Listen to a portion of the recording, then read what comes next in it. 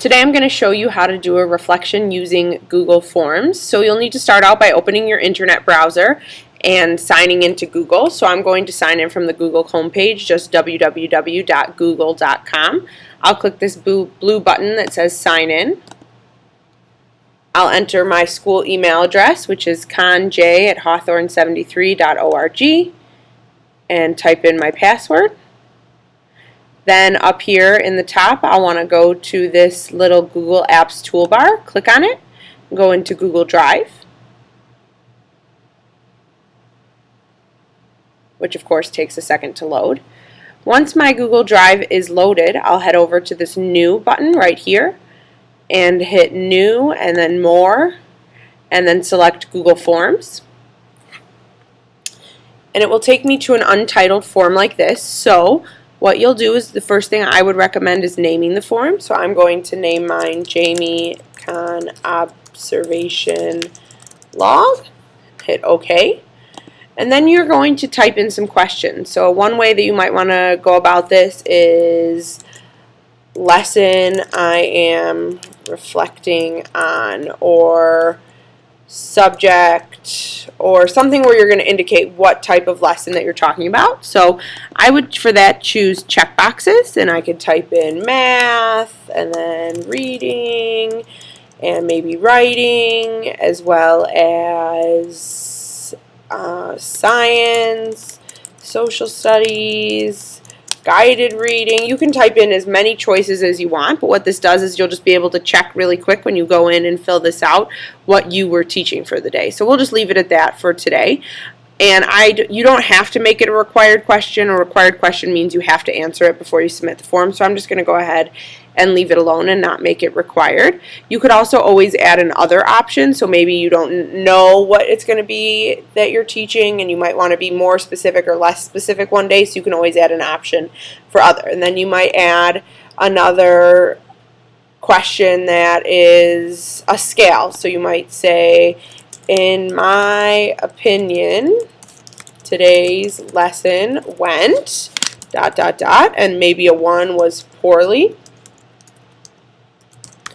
and a 5 is very well. So you're reflecting on a scale from 1 to 5 how well you think the lesson went. And then you could add another item and do a list, the main instructional strategy I used during my lesson was, and then maybe it's gradual release of responsibility, small group, whole group, partners, whatever it is you want. We could do another one where it is multiple choice. I feel my objectives for today's lesson were met.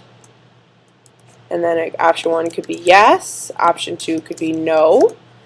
And then you could do a follow-up question that's maybe text, why or why not, or why do you feel that your objectives were or were not met? And maybe you have to type something in.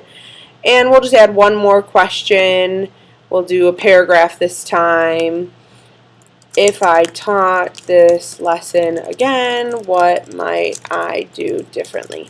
So you can add as many questions or as few questions as you want. You could make all of the questions a checkbox.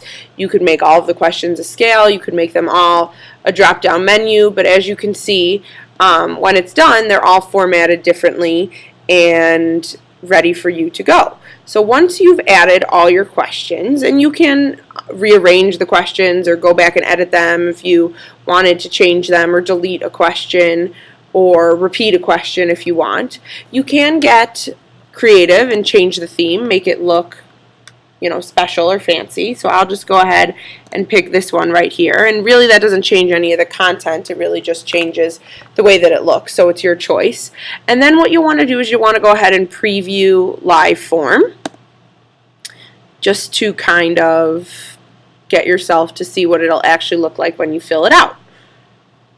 So that's what the form will look like when I fill it out. So when I'm ready to actually fill out the log, I can go into my computer, back into my drive, and right in my drive you can see there's Jamie Kahn observation logs, Jamie Kahn observation log responses. So you'll just go in here, your view, just like we talked about before. Of course, sorry, it's taking a minute to load. You can view the live form. And one thing you may want to do is, if you're going to be using this method a lot, is bookmark this. So you can just add a bookmark this page, and put it in, you know, wherever somewhere you're going to remember, so you don't always have to go in through that way. And then you'll fill it out. So let's say I just taught a math lesson, and I think today's lesson went pretty well. And I mostly today used a partner activity, and I do feel my lesson's objectives were met.